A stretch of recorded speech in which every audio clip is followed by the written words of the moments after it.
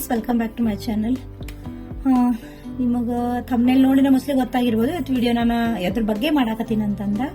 So ಭಾಳ ದಿನ ಆಯ್ತು, ಭಾಳ ಜನ ಕೇಳಾತಿರಲ್ಲ ಪಿಕೋ ಮಷಿನ್ ಬಗ್ಗೆ. ನಾನು ಆಲ್ರೆಡಿ ನಿಮ್ಗೆ ಒಂದು ವಿಡಿಯೋನ ಸೆಟ್ಟಿಂಗ್ಸ್ ಬಗ್ಗೆ ಆಗಲಿ ಮತ್ತೆ ಯಾವ ರೀತಿ ಸೆಟ್ ಮಾಡ್ಕೊಂಡ್ರೆ ಅದ್ರ ಪಿಕೋ ಹಾಕೋದ್ರ ಬಗ್ಗೆ ಆಗಲಿ ವಿಡಿಯೋನ ಶೇರ್ ಮಾಡಿದ್ದೀನಿ. ಆದ್ರೂ ಕೂಡ ಕೆಲವೊಬ್ಬರಿಗೆ ಬಹಳಷ್ಟು ಡೌಟ್ ಐತಿ, ಮತ್ತೊಮ್ಮೆ ಕೇಳಾಕತ್ತೀರಿ, ತಿಳಿದವರು ಇನ್ನೊಂದ್ಸರಿ ನಮ್ಗೆ ತಿಳಿಸ್ಕೊಡ್ರಿ ಅಂತಂದ. ಹಂಗಾಗಿ ಇವತ್ತ ಸೆಟ್ಟಿಂಗ್ ಆಮೇಲೆ ಅದಕ್ಕೆ ನಾವು ಯೂಸ್ ಮಾಡುವಂತ ಪರ್ಟಿಕ್ಯುಲರ್ ಆದಂತ ಥ್ರೆಡ್ ಅನ್ನ ಯಾವ್ದು ಯೂಸ್ ಮಾಡ್ತಾರೆ ಪಿಕೋಕ ಅದನ್ನು ಕೂಡ ನಾನು ಇವತ್ತಿನ ನಿಮ್ಮ ಜೊತೆ ವಿಡಿಯೋದಾಗ ಶೇರ್ ಮಾಡಾಕಿದ್ದೇನೆ. ಹಂಗ ಎಲ್ಲಾನು ಮಷಿನ್ ಬಗ್ಗೆ ಒಂದ್ ಸ್ವಲ್ಪ ಮಟ್ಟಿಗೆ ನಿಮ್ಗೆ ಮತ್ತೊಂದು ಪಾಯಿಂಟ್ಸ್ ಅನ್ನಗಳನ್ನೆಲ್ಲ ಹೇಳಾಕಿದ್ದೇನೆ. ಸೊ ಹಂಗಾಗಿ ಇವತ್ತಿನ ವಿಡಿಯೋದಲ್ಲಿ ಸ್ಕಿಪ್ ಮಾಡಕ್ ಹೋಗ್ಬೇಡ್ರಿ, ಕಂಪ್ಲೀಟ್ ಆಗಿ ಕೊನೆವರೆಗೂ ನೋಡ್ರಿ. ಬರ್ರಿ ಇವತ್ತಿನ ವಿಡಿಯೋನ ಸ್ಟಾರ್ಟ್ ಮಾಡ್ರಿ ಫ್ರೆಂಡ್ಸ್. ಅದಕ್ಕೂ ಮುಂಚೆ ಯಾರೆಲ್ಲ ಹೊಸದಾಗಿ ನಮ್ಮ ಚಾನಲ್ ನೋಡಕತ್ತೀರಿ ಬರೆಲ್ಲ ಸಬ್ಸ್ಕ್ರೈಬ್ ಆಗ್ರಿ, ಹಂಗ ಮಗ್ಲಿ ಕಾಣುವಂತ ಬೆಲ್ ಐಕನ್ ಕೂಡ ಪ್ರೆಸ್ ಮಾಡ್ರಿ. ಬರ್ರಿ ಇವತ್ತಿನ ವಿಡಿಯೋನ ಶುರು ಮಾಡೋಣ್ರಿ.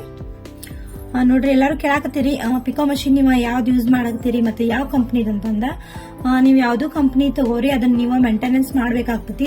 ಯಾಕಂತಂದ್ರ ದಾರ ಗಚ್ ಹಿಡಿದು ಆಮೇಲೆ ಹಿಂಗೆಲ್ಲ ಆಗಾಕತ್ತೈತಿ ಅಂದ್ರ ಮಷಿನ್ ಸರಿಯಾಗಿ ಓಡಂಗಿಲ್ಲ ಅಂದ್ರೆ ನಿಮ್ಮ ಸ್ಟಿಚಸ್ ಬೀಳಂಗಿಲ್ಲ, ಮತ್ತೆ ಟೈಟ್ ಬರ್ತೈತಿ. ಆಲ್ಮೋಸ್ಟ್ ಟೈಟ್ ಬರುದಂದ್ರ ಇಲ್ಲಿನ ಬಂದಿರ್ತೈತಿ. ಆಮೇಲೆ ಯಾವಾಗ್ಲೂ ಕೂಡ ಮಷಿನ್ಗಳಿಗೆ ಆಯಿಲಿಂಗ್ ಮಾಡ್ತಿರ್ಬೇಕಾಗ್ತೈತಿ, ಅಂದ್ರೆ ಮಷಿನ್ಗಳ ಸರಿಯಾಗಿರ್ತಾವು. ಇಲ್ಲಿ ಮೇಲ್ಗಡೆ ಎಲ್ಲ ಆಯಿಲ್ ಹಾಕಕ್ ಮಾರ್ಕ್ ಮಾಡಿ ಹೋಲ್ ಕೊಟ್ಟಿರ್ತಾರಲ್ಲ, ಇಂತಲ್ಲೇ ಎಲ್ಲಾ ಕಡೆನು ಎಲ್ಲೆಲ್ಲಿ ಹೋಲ್ ಕೊಟ್ಟಾರ ಅಲ್ಲೆಲ್ಲಾನು ಆಯಿಲಿಂಗ್ ಮಾಡ್ತಾ ಇರಬೇಕು. ಅಂದ್ರೆ ನಿಮ್ ಮಷಿನ್ ಚಂದಾಗಿ ಮೇಂಟೈನ್ ಮಾಡ್ಕೊಂತಿದ್ರ ಅಂತಂದ್ರೆ ಸ್ಟಿಚ್ ಚಲೋ ಬೀಳ್ತಾವ, ಮತ್ತೆ ಮಷಿನ್ ಕೂಡ ಯಾವ್ದೇ ರೀತಿಯಾಗಿ ಪ್ರಾಬ್ಲಮ್ ಬರಲ್ಲ. ನೋಡ್ರಿ, ಇಂತಲ್ಲ ಎಲ್ಲಾ ಕಡೆನೂ ಅವಾಗ ನಾನು ಆಯಿಲಿಂಗ್ ಮಾಡ್ಕೊಂತಾನೆ ಇರ್ತೇನೆ. ಹಂಗಾಗಿ ಮಷಿನ್ ಯಾವ್ದೇ ರೀತಿ ಪ್ರಾಬ್ಲಮ್ ಬರಂಗಿಲ್ಲ. ಮತ್ ಬಂದ್ರೂ ಕೆಳಗಡೆ ಇಲ್ಲಿ ಸ್ಟಿಚ್ ಒಳಗೆ ಇಲ್ಲಿ ಪ್ರಾಬ್ಲಮ್ ಬಂದಿರ್ತೈತಿ. ಹಂಗಾಗಿ ಇಲ್ಲಿ ನೀವು ಕ್ಲೀನ್ ಮಾಡ್ಕೊಂತ ಅವಾಗ ಸ್ಟಿಚ್ ಆದ್ಮೇಲೆ ಕೂಡ ದಾರನೆಲ್ಲ ಕ್ಲೀನ್ ಮಾಡ್ಕೊಂಡಿದ್ರ ಅಂದ್ರ ಇಲ್ಲಿ ದಾರ ಕುಂದ್ರೋದ್ರಿಂದ ಪ್ರಾಬ್ಲಮ್ ಬಂದಿರ್ತೈತಿ. ಮತ್ತೆ ಕೆಲವೊಮ್ಮೆ ಏನಾಗ್ತದೆ ಅಂದ್ರೆ ಸ್ಟಿಚ್ ಮಾಡ್ಬೇಕಾದ್ರೆ ನೀವೇನ್ ಕೆಳಗಡೆ ದಾರ ಹಾಕಿರ್ತೀರ ಬಾಬಿನ್ ಕೇಸ್ ಒಳಗೆ ಅದು ಸಿಕ್ಕಾಕೊಂಡಿರ್ತೈತಿ. ಸೊ ಹಂಗಾಗಿ ಅದನ್ನ ಸರಿಯಾಗಿ ಚೆಕ್ ಮಾಡ್ತಾ ಇರ್ಬೇಕು.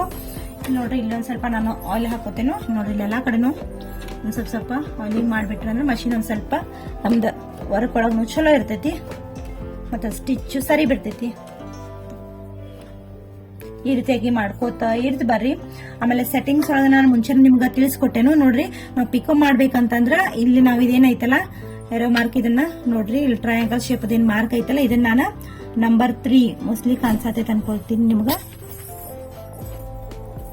ನೋಡ್ರಿ, ಈ ಸೆಟ್ಟಿಂಗ್ ಎಲ್ಲ ಕಂಪ್ಲೀಟ್ ಆದ ನಂತರ ಇನ್ನು ನಾವ ಇಲ್ಲಿ ನಮ್ಗೆ ಕೆಲವೊಬ್ಬರಿಗೆ ದಾರ ಲೂಸ್ ಬೀಳ್ತಿರ್ತೈತಲ್ಲ, ಅಂದ್ರ ಸ್ಟಿಚ್ ಮಾಡ್ಬೇಕಾದ್ರ ಇನ್ ನೋಡ್ರಿ, ನಾವ ನಾರ್ಮಲ್ ಆಗಿ ನಾರ್ಮಲ್ ಸಿವಿಂಗ್ ಮಷಿನ್ ಆಗ್ಲಿ ಅಥವಾ ಪಿಕೋ ಮಷಿನ್ ಸೆಟ್ಟಿಂಗ್ ಆಗ್ಲಿ ಯಾವ್ದ ಮಾಡಾಕತ್ರೂ ಕೆಲವರಿಗೆ ದಾರ ಹಿಂದ್ಗಡೆ ಲೂಸ್ ಬೀಳುದು, ಆಮೇಲೆ ದಾರ ಲೂಸ್ ಬಿದ್ದು ಸ್ಟಿಚ್ ಸರಿಯಾಗಿ ಬರಂಗಿಲ್ಲ ಅಂತ ಇರ್ತಾರಲ್ಲ, ಅದಕ್ಕೂ ಕೂಡ ನಿಮ್ಗ ನಾವು ಸೆಟ್ಟಿಂಗ್ ಎಲ್ಲಿ ಮಾಡ್ಕೋಬೇಕಂತಂದ್ರೆ ಮೇನ್ ಇಲ್ಲಿ ಸೆಟ್ಟಿಂಗ್ ಮಾಡ್ಕೋದಿರ್ತೈತಿ. ಅಂದ್ರೆ ಇಲ್ಲೇನ್ ಸೆಟ್ಟಿಂಗ್ ಪಾಯಿಂಟ್ಸ್ ಇರ್ತಾವಲ್ಲ, ನಂಬರ್ಸ್ ಇರ್ತಾವ, ಈ ನಂಬರ್ ಮೇಲೆನ ಸೆಟ್ಟಿಂಗ್ ಮಾಡ್ಕೋದಿರ್ತೈತಿ. ಅಂದ್ರೆ ದಾರ ಇಲ್ಲಿ ನೀವು ತಗೊಂಡಿರ್ತಿರಲ್ಲ, ತಗೋಬೇಕಾದ್ರೆ ಟೈಟ್ ಆಗಿ ಎಳ್ಕೊಂಡಿರ್ತಂದ್ರೆ ನಿಮ್ಗೆ ಸ್ಟಿಚ್ ಅಂದ್ರ ಸರಿಯಾಗಿ ಬೀಳ್ತಾವ. ಈ ದಾರ ಒಂದ್ ಸ್ವಲ್ಪ ಇಲ್ಲಿ ಲೂಸ್ ಆಗಿತ್ತಂದ್ರೂ ಕೂಡ ನಿಮ್ಮ ಸ್ಟಿಚಸ್ ಏನಾಗ್ತಂದ್ರ ಲೂಸ್ ಬೀಳ್ತಾವ. ಅದು ಪಿಕೋ ಆಗ್ಲಿ ಅಥವಾ ರೆಗ್ಯುಲರ್ ನೀವು ಮಷಿನ್ ಮಾಡುವಂತ ಸ್ಟಿಚ್ ಕೂಡ ಆಗಿರ್ಬಹುದು. ಅದಕ್ಕೆ ನೀವು ಇಲ್ಲಿ ದಾರ ಏನ ಪೊನ್ಸ್ಕೊಂಡು ತಗೊಂಡಿರ್ತಾರಲ್ಲ ಅವಾಗ ಇದನ್ನ ಎಳ್ಕೊಳ್ಬೇಕು. ಒಳಗೆ ದಾರ ಸ್ವಲ್ಪ ಟೈಟ್ ಇತ್ತಂದ್ರೆ ನಿಮ್ ಸ್ಟಿಚ್ ಕರಿ ಬೀಳ್ತೈತಿ, ಮತ್ತೆ ಲೂಸ್ ಇತ್ತಂತಂದ್ರೆ ಸ್ಟಿಚ್ ಸರಿಯಾಗಿ ಬೀಳಂಗಿಲ್ಲ. ಅದನ್ನ ನೋಡ್ಕೊಂಡ್ಬಿಟ್ಟ ನೀವು ಸ್ಟಿಚ್ ಮತ್ತೆ ಯಾವ ಸೈಜ್ ಬೇಕು ಹಂಗ ನೋಡ್ಕೊಂಡ್ಬಿಟ್ಟ ನೀವು ಇದನ್ನ ಅಡ್ಜಸ್ಟ್ಮೆಂಟ್ ಮಾಡ್ಕೊಂಡ್ಬಿಟ್ಟ ನೀವು ಇಲ್ಲಿ ಸ್ಟಿಚ್ ಅನ್ನ ಹಾಕೊಂಡ ನೋಡಿ ಅದನ್ನ ಸೆಟ್ ಮಾಡ್ಕೋಬಹುದು. ಕೆಲವೊಬ್ರು ಕೇಳಿದ್ರಲ್ಲ ನನಗೆ ಇದ್ರೊಳಗ ನೀಡಲ್ ಅನ್ನ ಯಾವ ರೀತಿ ಹಾಕೋದು ಅಂತ. ಬಹಳಷ್ಟು ಜನರಿಗೆ ಇದನ್ನ ನೀಡಲ್ ಹಾಕೋದ್ರ ಬಗ್ಗೆ ಗೊತ್ತಿಲ್ಲ. ಹಂಗಾಗಿ ಅದೊಂದ್ಸರಿ ನೋಡ್ರಿ, ನಾನು ನಿಮ್ಗೆ ನೀಡಲ್ ಇನ್ನೊಂದ್ಸರಿ ಬಿಚ್ಚಿ ಹಾಕಿ ತೋರಿಸ್ತೀನಿ. ಈಗ ನೋಡ್ರಿ, ಈಗ ನಾವೇನ್ ಇಲ್ಲಿ ನೀಡಲ್ ಇಲ್ಲಿ ಕೆಳಗಡೆ ಇರ್ತದ್ರ, ಇಲ್ಲಿ ನೋಡ್ರಿ ಬಾಜುಕ್ ಒಂದ್ ಏನ್ ಸ್ಕ್ರೂ ಇರ್ತದಲ್ಲ ಅದನ್ನ ಸ್ವಲ್ಪ ಲೂಸ್ ಮಾಡ್ಕೋಬೇಕು. ನೀವು ಮಷಿನ್ ಜೊತೆ ಹೆಂಗ ಈ ರೀತಿಯಾಗಿ ಒಂದು ಟೂಲ್ ಬಾಕ್ಸ್ ಅನ್ನ ಕೊಟ್ಟಿರ್ತಾರ, ಅದ್ರೊಳಗೆ ಎಲ್ಲಾ ಮಟೀರಿಯಲ್ಸ್ ಇರ್ತಾವ, ಅದನ್ನ ಯೂಸ್ ಮಾಡ್ಕೋಬಹುದು. ಅಥವಾ ಯಾವ್ದಾದ್ರು ಒಂದು ಇದನ್ನ ಬಿಚ್ಚಾಕ ಸ್ಕ್ರೂ ಡ್ರೈವರ್ ಕೂಡ ಯೂಸ್ ಮಾಡ್ಕೋಬಹುದು. ನೋಡ್ರಿ, ಈಗ ನಾನು ಬಾಬಿನ್ ಕೇಸನ್ನ ಹಾಕಿನ ಒಂದ್ ಸ್ವಲ್ಪ ಅದನ್ನ ಹಂಗ ಲೂಸ್ ಮಾಡ್ಕೊಂಡ್ಬಿಟ್ಟೆನು. ಈಗ ನೋಡ್ರಿ, ಇಲ್ಲೊಂದ್ ಸ್ಮಾಲ್ ಸ್ಕ್ರೂ ಐತಿ ಕಾಣಿಸತ್ತಿರ ಅಳಗಾಡತ್ತದ. ನೋಡ್ರಿ, ಇದನ್ನ ಸ್ವಲ್ಪ ಲೂಸ್, ಪೂರ್ತಿನೂ ತೆಗಿಯೋ ಅವಶ್ಯಕತೆ ಇಲ್ಲ, ಸ್ವಲ್ಪ ಲೂಸ್ ಮಾಡಿದ್ರೆ ಸಾಕು. ಇಲ್ಲಿ ನೋಡ್ರಿ, ನಮ್ಮ ನೀಡೆಲ್ಲ ಹೊರಗಡೆ ಬಂತು. ಪಿಕೋ ಮಷಿನ್ಗ ಯೂಸ್ ಮಾಡುವಂತ ನಮ್ಮ ಒಂದು ನೀಡಲ್ಲ ನೋಡ್ರಿ. ಈಗ ನೀಡಲ್ಲ ಬಿಚ್ಚ ಮತ್ತೆ ಇದನ್ನ ಯಾವ ರೀತಿಯಾಗಿ ಮಷಿನ್ ಒಳಗ ಇನ್ಸರ್ಟ್ ಮಾಡೋದ ಅದನ್ನು ಕೂಡ ತೋರಿಸ್ತಾನೆ. ನೋಡ್ರಿ, ನೀವು ಇದು ಪಿಕೋ ಮಷಿನ್ದ ಎಲ್ಲಾ ಕಡೆ ನೋಡ್ರಿ ಈ ರೀತಿಯಾಗಿ ರೌಂಡ್ ಅನ್ನ ಬರ್ತದ ನೀಡಲ್ಲ. ನಮ್ಮ ರೆಗ್ಯುಲರ್ ಆಗಿ ನಾವೇನ್ ಮಷೀನ್ ಅನ್ನು ಯೂಸ್ ಮಾಡ್ತೀವಲ್ಲ ಸಿವಿಂಗ್ ಮಷೀನ್, ಅದಕ್ಕೆ ಈ ರೀತಿಯಾಗಿ ಬರಂಗಿಲ್ಲ. ಒಂದ್ ಕಡೆ ಏನಾಗಿರ್ತದ ಅಂದ್ರೆ ಸ್ವಲ್ಪ ಪ್ಲೇನ್ ಆಗಿ ಈ ರೀತಿಯಾಗಿರ್ತದೆ. ಆಮೇಲೆ ಉಳಿದ ಕಡೆ ಎಲ್ಲಾನು ರೌಂಡ್ ಆಗಿ ಶೇಪ್ ಇರ್ತೈತಿ, ಒಂದ್ ಸೈಡ್ ಮಾತ್ರ ಪ್ಲೇನ್ ಆಗಿ ಈ ರೀತಿಯಾಗಿ ಪ್ಲೇನ್ ಬರ್ತೈತಿ. ಅದ ನಮ್ಮ ರೆಗ್ಯುಲರ್ ಮಷೀನ್ ಒಳಗೆ ಇರ್ತೈತಿ. ಪಿಕೋ ಮಷಿನ್ ಎಲ್ಲಾ ಕಡೆನೂ ಇದೇ ರೀತಿಯಾಗಿ ಸೇಮ್ ರೌಂಡ್ ಆಗಿನೇ ಬರ್ತೈತಿ ನೀಡಲ್ಲ. ಅದ್ರಾಗ ನೀಡಲ್ಲ ನಾವು ಇದ್ರೊಳಗ ಪಿಕೋ ಮಷಿನ್ ಒಳಗ ನಾವ ಈ ರೀತಿಯಾಗಿ ಅಂದ್ರೆ ಮುಂದ್ಗಡೆ ನಾವೇನ್ ಥ್ರೆಡ್ ಹಾಕ್ತಿರ್ತೀವಲ್ಲ ಇದು ಪಾರ್ಟ್ ಮುಂದ್ಗಡೆ ಇರ್ತೈತಿ. ಅದ ಬಟ್ ನಾರ್ಮಲ್ ಸೀವಿಂಗ್ ಮಷಿನ್ ಒಳಗ ಈ ರೀತಿಯಾಗಿ ಸೈಡ್ ಆಗಿರ್ತೈತಿ. ನಾವು ಈ ಕಡೆಯಿಂದ ಥ್ರೆಡ್ ಅನ್ನ ಹಾಕ್ತಿರ್ತೇವೆ. ಸೊ ಹಂಗಾಗಿ ಪಿಕೋ ಮಷಿನ್ ಒಳಗೆ ನೀವು ಹೆಂಗ್ ಹಾಕ್ಬೇಕು ಅದನ್ನ ನೆನಪಿಟ್ಕೊಂಡ್ಬಿಟ್ಟ ನೋಡ್ಬಿಟ್ಟು ಕರೆಕ್ಟ್ ಆಗಿ ಹಾಕೋಬೇಕು. ನೋಡ್ರಿ ಈ ರೀತಿಯಾಗಿ ಹೋಲ್ ನಿಮ್ ಕಡೆ ಕಾಣೋ ತರ ಹಾಕೋಬೇಕು. ಈಗ ನೋಡ್ರಿ ನಾನು ನಿಡಲ್ ಅನ್ನ ಹಾಕ್ತೇನೆ. ಸೇಮ್ ಇಲ್ಲೇ ನೋಡ್ರಿ ಏನ್ ಸ್ಕ್ರೂನ ಲೂಸ್ ಮಾಡ್ಕೊಂಡಿದಾರಲ್ಲ ಸೇಮ್ ನಿಮ್ಗಲ್ಲಿ ಟೈಟ್ ಆಗಿ ಅದು ನೋಡ್ರಿ ಇಲ್ಲಿಗೆ ಸ್ಪೇಸ್ ಕುಂತ್ ಕೂಡಲೇ ಆ ಸ್ಪೇಸ್ ನಿಮ್ಗೆ ಈ ರೀತಿಯಾಗಿ ಟೈಟ್ ಆಗಿ ಗೊತ್ತಾಗುತ್ತಾ. ಸೊ ಅದನ್ನ ನೋಡ್ಕೊಂಡ್ಬಿಟ್ಟ ಸರಿಯಾಗಿ ನಿಮ್ ಕಡೆ ಹೋಲ್ ಅನ್ನ ಮಾಡ್ಕೊಂಡ್ಬಿಟ್ಟು ನೀವು ಇದನ್ನ ಟೈಟ್ ಮಾಡ್ಕೊಂಡ್ಬಿಡ್ಬೇಕು. ನೋಡ್ರಿ ಮತ್ತೆ ಸೇಮ್ ಅದೇ ಸ್ಕ್ರೂನ ನಾ ಈಗ ಟೈಟ್ ಮಾಡ್ಕೊತೀನಿ. ನೋಡ್ರಿ ಸ್ವಲ್ಪ ನೀವು ಇದನ್ನ ಸ್ಕ್ರೂ ಡ್ರೈವರ್ ಯೂಸ್ ಮಾಡಿ ಸ್ವಲ್ಪ ಟೈಟ್ ಮಾಡ್ಬಿಟ್ರೆ ಸಾಕು. ನೋಡ್ರಿ ನೀಡಲ್ ಎಷ್ಟು ಟೈಟ್ ಹಾಕುಂತದಂತ. ಸೊ ಈ ರೀತಿಯಾಗಿ ನೀಡಲ್ ಅನ್ನ ಇನ್ಸರ್ಟ್ ಮಾಡ್ಕೋಬೇಕು. ಬಹಳ ಜನ ಕೇಳಾತಿದ್ರಲ್ಲ ಹಂಗಾಗಿ. ಇನ್ನು ಇದಕ್ಕ ಫುಟ್ರ್ ಇಲ್ಲಿ ನೋಡ್ರಿ ನೀವು ನಾವೀಗ ಪಿಕೋ ಮಾಡಿದ್ವಿ ಅಂದ್ರೆ ಪಿಕೋ ಫುಟ್ರ್ ನ ಯೂಸ್ ಮಾಡಿದೇವಿ. ಇದಕ್ಕ ನೋಡ್ರಿ ಈ ರೀತಿಯಾಗಿ ಇಲ್ಲಿ ಕ್ರಾಸ್ ಆಗಿ ಬರ್ತೈತಿ. ಅದೇ ಇದ್ರೊಳಗೆ ನಾವು ನಾರ್ಮಲ್ ಸ್ಟಿಚ್ ಮಾಡ್ಕೋಬೇಕಂದ್ರೆ ಇದ್ರೊಳಗೆ ಇನ್ನೊಂದು ರೀತಿಯಾಗಿ ಫುಟ್ರ್ ಬರ್ತೈತಿ. ನೋಡ್ರಿ ಈ ರೀತಿಯಾಗಿ ಫುಟ್ರ್ ಬರ್ತೈತಿ. ಈ ಫುಟ್ರನ್ನ ನೀವು ಯೂಸ್ ಮಾಡಿದ್ರೆ ನಿಮ್ಗೆ ನಾರ್ಮಲ್ ಮಷಿನ್ ಒಳಗೆ ಯಾವ ರೀತಿಯಾಗಿ ಸ್ಟಿಚಸ್ ಬರ್ತಾವಲ್ಲ ಸೊ ಆ ರೀತಿಯಾಗಿ ರೆಗ್ಯುಲರ್ ಸ್ಟಿಚಸ್ ಬರ್ತಾವ. ಅದ್ರೊಳಗೆ ನಿಮ್ಗೆ ಸ್ಟಿಚ್ ಸೈಜ್ ಅನ್ನ ಸೆಟ್ಟಿಂಗ್ ಮಾಡ್ಕೊಂಡ್ಬಿಟ್ಟೆ ನೀವು ಸ್ಟಿಚ್ ಅನ್ನ ಮಾಡಬಹುದು. ಈಗ ನಾನು ಪಿಕೋ ಮಷಿನ್ ಒಳಗೆ ಅಂದ್ಕೊಳ್ಳಿ ಪಿಕೋ ಅದ ಫುಟ್ರನ್ನ ಹಾಕಿವಿ ಅದನ್ನ ಯೂಸ್ ಮಾಡಕತ್ತೀವಿ. ಆಮೇಲೆ ಇದಕ್ಕೆ ಯೂಸ್ ಮಾಡುವಂತ ಥ್ರೆಡ್ ಮತ್ತೆ ಥ್ರೆಡ್ ಅನ್ನ ಯಾವ ರೀತಿಯಾಗಿ ಹಾಕೋದು ಅದನ್ನು ಕೂಡ ಹೇಳ್ತೇನೆ ನಾನು ನಿಮ್ಗ. ನೋಡ್ರಿ ಪರ್ಟಿಕ್ಯುಲರ್ ಆಗಿ ಪಿಕೋ ಮಾಡ್ಬೇಕಂದ್ರ ಯೂಶಲಿ ಇಂತ ಥ್ರೆಡ್ ಸಿಗ್ತೈತಿ ಈ ರೀತಿಯಾಗಿ. ನೋಡ್ರಿ ಇದ ಹಿಂಗ್ ನನ್ ಬಿಚ್ಚಿ ಹಿಡಿದ್ರು ಅಷ್ಟೊಂದು ಕ್ಲಿಯರ್ ಆಗಿ ಕಾಣಿಸಂಗಿಲ್ಲ. ಅಷ್ಟು ಸಣ್ಣ ಬರ್ತೈತಿ. ಇದ್ರೊಳಗೆ ಇದಕ್ಕಿಂತ ಸ್ವಲ್ಪ ದಪ್ಪನು ಕೂಡ ಬರ್ತೈತಿ. ಅದನ್ನು ಯೂಸ್ ಮಾಡಿದ್ರೆ ನಡೀತದೆ. ಇದು ಸ್ವಲ್ಪ ಫುಲ್ ಸಣ್ಣ ಐತಿ. ಅಂದ್ರೆ ನೀವು ಅಂದ್ರೆ ಯಾವ್ದಾದ್ರು ಸಾಡಿಗಾದ್ರು ನೀವು ಪರ್ಟಿಕ್ಯುಲರ್ ಆಗಿ ಅದೇ ಕಲರ್ ಎಕ್ಸಾಕ್ಟ್ ಆಗಿ ಸಾಡಿ ಕಲರ್ ಥ್ರೆಡ್ ಹುಡ್ತಿರ್ ಕೆಲವೊಮ್ಮೆ ಕಲರ್ ಸಿಗಂಗೂ ಇಲ್ಲ. ಹಂಗಾಗಿ ಏನಾಗತ್ತದ ಅಂದ್ರೆ ಈಗ ಈ ರೀತಿಯಾಗಿ ಥ್ರೆಡ್ ಬರ್ತೈತಿ ಪಿಕೋಕ್ ಅಂತಾನೆ ಪರ್ಟಿಕ್ಯುಲರ್ ಆಗಿ ಸಿಗ್ತೈತಿ. ಹಂಗಾಗಿ ಇದನ್ನ ತಗೊಂಡ್ಬಿಟ್ರೆ ನೀವು ಇದಕ್ಕೇನ್ ಯಾವ್ದೇ ಸಾಡಿಗಾದ್ರೂ ನೀವು ಕಲರ್ ಅನ್ನ ಇದ್ರೊಳಗ ಮ್ಯಾಚ್ ಮಾಡೋ ಅವಶ್ಯಕತೆ ಇಲ್ಲ. ಯಾವ್ದೇ ಸಾಡಿ ಇದ್ರೂ ಕೂಡ ಇದು ಒಂದು ಥ್ರೆಡ್ ಯೂಸ್ ಮಾಡಿ ಎಲ್ಲಾ ಸಾರಿಗೂ ನೀವು ಪಿಕೋನ ಹಾಕ್ಬಹುದು. ಹಂಗಾಗಿ ಇದನ್ನ ಯಾವ ರೀತಿಯಾಗಿ ಹಾಕ್ಬೇಕು ಪೊನ್ಸ್ಕೋಬೇಕು ಅಂದ್ರೆ ಅದನ್ನು ಕೂಡ ನಿಮ್ಗೆ ನಾನು ತೋರಿಸ್ತೇನೆ. ನೋಡ್ರಿ ನಾನು ಇಲ್ಲಿ ಮೇಲ್ಗಡೆನ ಫಸ್ಟಿಗೆ ಥ್ರೆಡ್ ಇಟ್ಕೊಂಡಿದ್ದೀನಿ. ಥ್ರೆಡ್ ಅನ್ನ ತಗೊಳಕತ್ತೀನಿ. ತಗೊಂಡ್ಬಿಟ್ಟ ಫಸ್ಟಿಗೆ ಇಲ್ಲಿಂದ ಥ್ರೆಡ್ ಅನ್ನ ತಗೊಂಡ್ಬಿಟ್ಟ ಫಸ್ಟಿಗೆ ಇಲ್ಲಿ ನೋಡ್ರಿ ಇಲ್ಲಿ 2 ಹೋಲ್ ಕಾಣಿಸ್ತಾವು. ಆದಷ್ಟು ನಿಮ್ಗೆ ಡೀಟೇಲ್ ಆಗಿ ತೋರ್ಸಕ ಟ್ರೈ ಮಾಡಿದೀನಿ. ಇದ್ರೊಳಗೆ ನಿಮ್ಗೆ ಏನಾದ್ರು ಕನ್ಫ್ಯೂಷನ್ ಇದ್ರೆ ನೀವು ನಂಗೆ ಕೇಳಬಹುದು.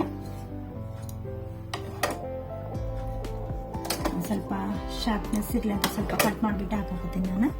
ಇಲ್ಲಿ ನೋಡ್ರಿ ಇಲ್ಲಿ ಹೋಲ್ ಅದಾವಲ್ಲ ಎರಡದ್ರೊಳಗೆ ಒಂದ್ ಕಡೆ ಎಲ್ಲಿನೂ ಹಾಕ್ಬಹುದು. ನಾನು ಫಸ್ಟ್ ಇದಕ್ಕೆ ಅಂದ್ರೆ ಮೇಲ್ಗಡೆ ಏನೈತಲ್ಲ ಅದಕ್ಕೆ ಹಾಕೊಳಕತ್ತೀನಿ. ನೋಡ್ರಿ ಇಲ್ಲೇ ಹಾಕೊಂಡ ನಂತರ ನೆಕ್ಸ್ಟ್ ಪಾರ್ಟ್ ಇದೇನೈತಲ್ಲ ರಿಂಗ್ ಇದ್ರೊಳಗೆ ಹಾಕ್ಬೇಕು. ನೋಡ್ರಿ ಇಲ್ಲಿ ಒಂದ್ ರೌಂಡ್ ನೋಡ್ರಿ ಈ ರಿಂಗ್ ಒಳಗೆ ಒಂದ್ ರೌಂಡ್ ತಗೊಂಡ್ಬಿಟ್ಟ ಈ ರೀತಿ ನೋಡ್ರಿ ಹಿಂಗ್ ಮೇಲೆ ಕಟ್ ಅಂತ ಸೌಂಡ್ ಬರ್ತೈತಿಲ್ಲ ಅಂದ್ರೆ ನಿಮ್ಮ ದಾರ ಟೈಟ್ ಆಗಿ ಕೂತಿತ್ತಂದ್ರ ಕಟ್ ಅಂತ ಅದ್ರೊಳಗೆ ಸೌಂಡ್ ಬರ್ತೈತಿ. ಅಲ್ಲಿಗೆ ಟೈಟ್ ಆಗಿ ಕುಂತ ಅನ್ಕೋಬೇಕು ನೀವು. ಈಗ ನೋಡ್ರಿ ಮೇಲ್ಗಡೆ ಇಲ್ಲಿ ಏನಿರ್ತದಲ್ಲ ಇದ್ರೊಳಗಡೆ ಇದ್ರೊಳಗೂ 2 ಹೋಲ್ಸ್ ಇರ್ತಾವು. ನಾನು ಫಸ್ಟ್ ಮೇಲ್ಗಡೆ ಏನೈತಲ್ಲ ಅದ್ರೊಳಗ ಥ್ರೆಡ್ ಹಾಕೋತೀನಿ. ನೋಡ್ರಿ ಥ್ರೆಡ್ ಅನ್ನ ತಗೊಂಡಿದ್ದೇನು. ಥ್ರೆಡ್ ಎಲ್ಲ ತೆಳು ಇರೋದ್ರಿಂದ ಅಂದ್ರೆ ಸಣ್ಣ ಐತಲ್ಲ ಹಂಗ ಕಾಣಿಸಂಗಿಲ್ಲ. ಅದಾದ ನಂತರ ನೆಕ್ಸ್ಟ್ ಇಲ್ಲಿಗೆ ಸೈಡಿಗೆ ನೋಡ್ರಿ ಈಗ ನಾನಿನ್ನ ಪೋಣಿಸ್ಕೋತೀನಿ ದಾರನ. ನೋಡ್ರಿ ಈಗ ಕೆಳಗಡೆ ತಗೊಂಡ್ಬಿಟ್ಟಿಗೆ ನಾನು ದಾರ ಇಲ್ಲಿ ಏನ್ ಬಂದೈತಿ ಬಾಳ ಸಣ್ಣ ಐತಿ ಹಂಗಾಗಿ ನಿಮ್ಗೆ ಅಷ್ಟು ನೋಡ್ರಿ. ಈಗ ಇದನ್ನ ಸೂಜಿ ಒಳಗ ಪೋಣಿಸ್ಕೋಕತೀನಿ. ನೋಡ್ರಿ ಈ ನೋಡ್ರಿ ಥ್ರೆಡ್ ಅನ್ನ ಈಗ ನಾನು ಪೋಣಿಸ್ಕೊಂಡಿದ್ದೇನು.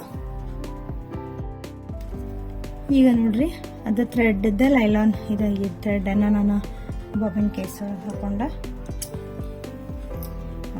ಸೊ ನೋಡ್ರಿ ಈಗ ಕೆಳಗಡೆ ಇದನ್ನ ಹೋಗ್ತೀನಿ. ಓಕೆ ನೋಡ್ರಿ ಈಗ ಆಲ್ರೆಡಿ ನಾವು ದಾರ ಅಂತ ಪೋಣಿಸಿದೀವಿ. ಈಗ ನೋಡ್ರಿ ಥ್ರೆಡ್ ಅನ್ನ ಮೇಲೆ ಹೇಳ್ಕೊಳ್ಳೋಣ್ರಿ. ನೋಡ್ರಿ ಈ ಮೇಲ್ಗಡೆ ದಾರನು ಬಂತು. 2 ದಾರ ಕಾಣಿಸತ್ತದ ಅನ್ಕೋತೀನಿ ನಿಮಗೆ. ಮೇಲ್ಗಡೆದು ಕೆಳಗಡೆದು ನೋಡ್ರಿ ಇಲ್ಲಿ ಕಾಣಿಸತ್ತದ. ಓಕೆ ಈಗ ಇದಕ್ಕೆ ನಾನು ಪಿಕೋ ಹಾಕೊಂಡು ನಿಮ್ಗೆ ತೋರಿಸ್ತೇನೆ. ಸ್ವಲ್ಪ ಆಯಿಲ್ ಹಾಕಿನೋ ಹಾಗಾಗಿ ಆಯಿಲ್ ಕಾಣಿಸತ್ತಿರ್ಬೋದು. ಸೊ ನೋಡ್ರಿ ಈಗ ಒಂದು ವೇಸ್ಟ್ ಬಟ್ಟೆ ತಗೊಂಡ ಈಗ ಅದಕ್ಕೆ ನಾನು ನಿಮ್ಗೆ ಪಿಕೋ ಹಾಕಿ ತೋರಿಸ್ತೀನಿ. ನೋಡಿ ಈ ರೀತಿಯಾಗಿ ಇಲ್ಲೇನ ಶೇಪ್ ಐತ್ಲ, ಸೊ ಕರ್ವ್ ತರ. ಸೊ ಅದ್ರೊಳಗ ನಾ ಈಗ ಬಟ್ಟೆ ಹಾಕೊಂಡ್ರಿ. ಫಸ್ಟ್ ಟೈಮ್ ಪಿಕೋ ಹಾಕೋರು ಟ್ರೈ ಮಾಡೋರ ಈ ರೀತಿಯಾಗಿ ಒಂದು ವೇಸ್ಟ್ ಬಟ್ಟೆನ ತಗೊಂಡ್ರ ಟ್ರೈ ಮಾಡಿ ನೋಡ್ಬೋದು. ಇಲ್ಲಿ ನೋಡ್ರಿ